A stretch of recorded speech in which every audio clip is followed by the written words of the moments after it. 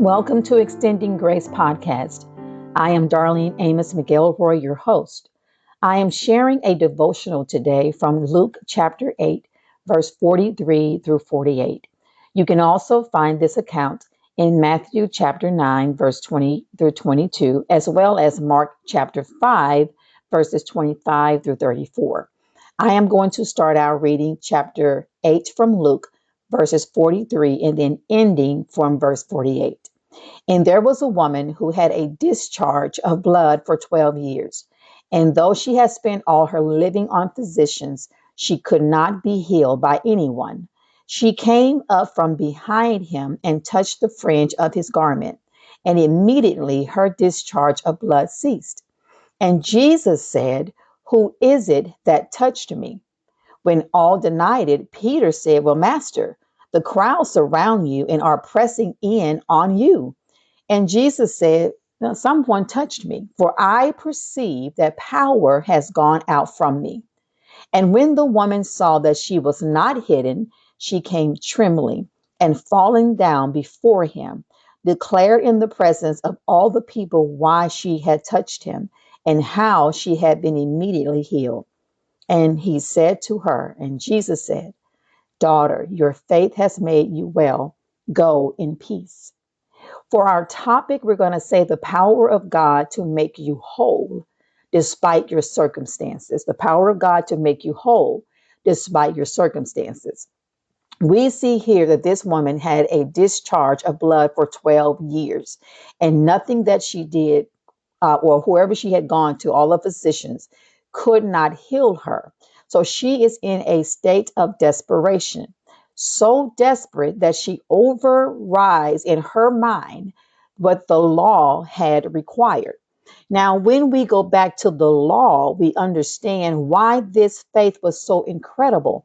And perhaps the reason why Jesus paused and said, this needs to be exposed. It is also another reason, that we can think about as far as the account given in all three gospels. Every Mark, Matthew, and Luke describes this woman as pushing in and going in to touch Jesus, even though she had the issue of blood. So looking at Leviticus chapter 15, verse 25 through 27, we see the importance of her faith and why she was more than likely trembling and not wanting anyone to know. Leviticus chapter 15, verse 25 through 27 reads, "If a woman has a discharge of blood for many days, other than at the time of her customary impurity, or if it runs beyond her usual time of impurity, all the days of her unclean discharge shall be as the days of her customary impurity. She shall be unclean."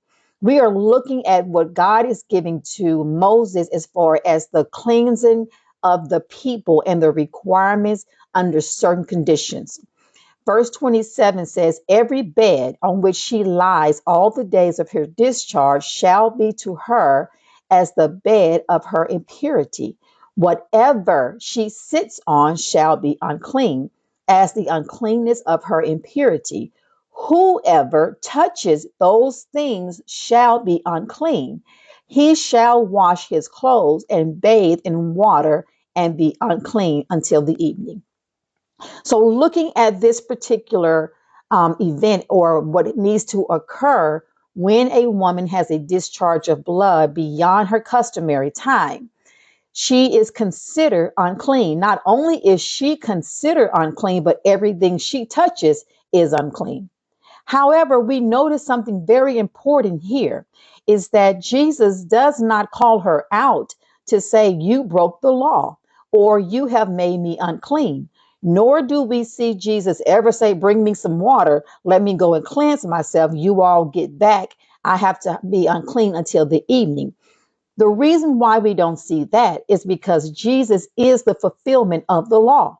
So her faith was actually a risky and incredible faith because she more than likely knew these laws and she was well aware of the risk that she was taking.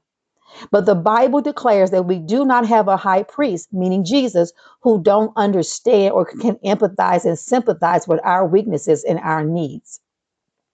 Notice that she did not require special attention. In desperation, she quieted her spirit and went to the one that she believed could heal her. She attempted to hide. Now we can back off in Leviticus, we can understand why maybe she had attempted. And to be honest, I mean, when you have certain conditions and circumstances, you don't want everyone to know. But this is not a calling out for her to be embarrassed. It is more so her example of faith. Jesus recognized her by giving her the opportunity to come forth. Now let's kind of break that down a little bit. Jesus knew the power had gone out from him. Jesus was about the business of healing. So why was it necessary to call her out? Why did he just not let her go on her way? I mean, he knew, after all, he is God. He's all knowing. So he was well aware of who she was, but he gives her the opportunity to come forth by saying, "Who touched me?" Peter responds like, why are you asking this question? You see the crowds around you.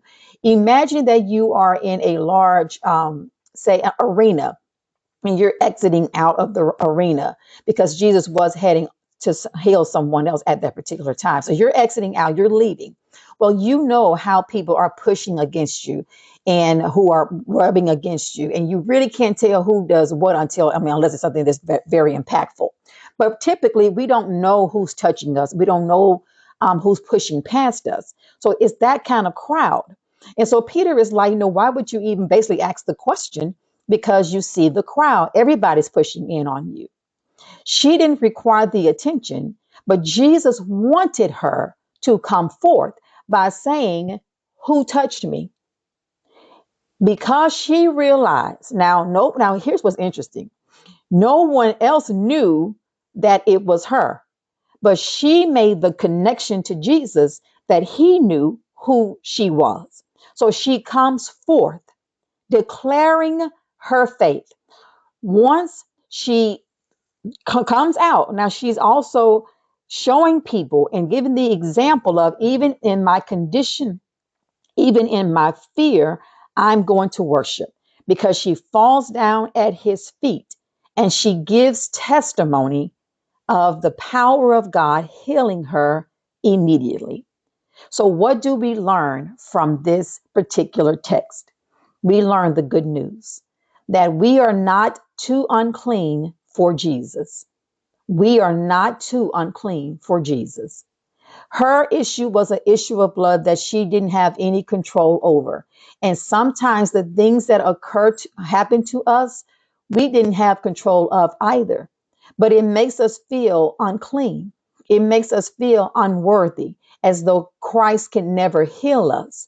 But we learn from this particular text that whether the circumstances are one that we can control, or one that we cannot or we could not, we are not too unclean for Jesus.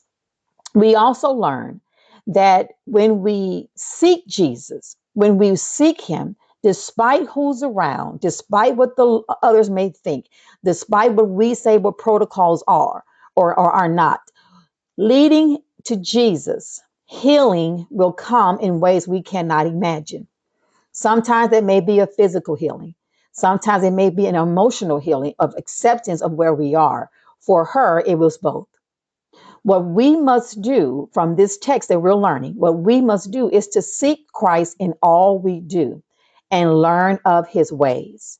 Have the faith to say, I'm going to go to him. Have the faith to push through all of the negative thoughts that you have about yourself, or even about the local church that you may have been hurt in, or maybe by the pastor that had maybe have hurt you. Push through all of those negative thoughts and get to Jesus and find a place of healing from him, and he will direct your path from there. Exercise faith. In other words, do faith. Sometimes we look at faith as just all I have to do is believe it. All I have to do is just say that I believe it, rather, or all I have to do is declare it, meaning to speak it out. But when we look at faith, Faith is a very action point in our lives. So we want to say do faith, because if I put do in front of faith, then that means something needs to be done instead of just sitting back and say, oh, it will happen. Look at her circumstances. She had to risk touching him. She had to risk people finding out about her. She had to push through the crowds to get to Jesus. She did faith. So let us do faith if we want to be healed. When you are healed, or when you come to the recognizing of God's power, sometimes our healing is not in the physical sense, but it's in the emotional sense that God has released me from the burden of my circumstances of my past. The second thing that we want to do is to give testimony. Why do we give testimony of any type of healing? I don't care if it's more of that Jesus healed me from my own negative thoughts, or Jesus healed me from the shame of my past. We give testimony because it will lead others to Christ. And that is our evangelistic responsibility, leading others to Christ. We want to humble ourselves and say, Lord, I can't do the healing. I've tried everything that I can. Here I am. I surrender all. I surrender my thoughts and my beliefs to your will. If the Bible says it, I believe it. And if I don't understand it, I still believe it. And I go and I seek understanding. Go in peace, knowing that Jesus has made you clean. You do not have to look at your circumstances and feel that you're too unclean for Christ. For the power of God will make you whole and clean. Thank you for listening. If you haven't subscribed, please subscribe, like, and share this podcast to encourage others.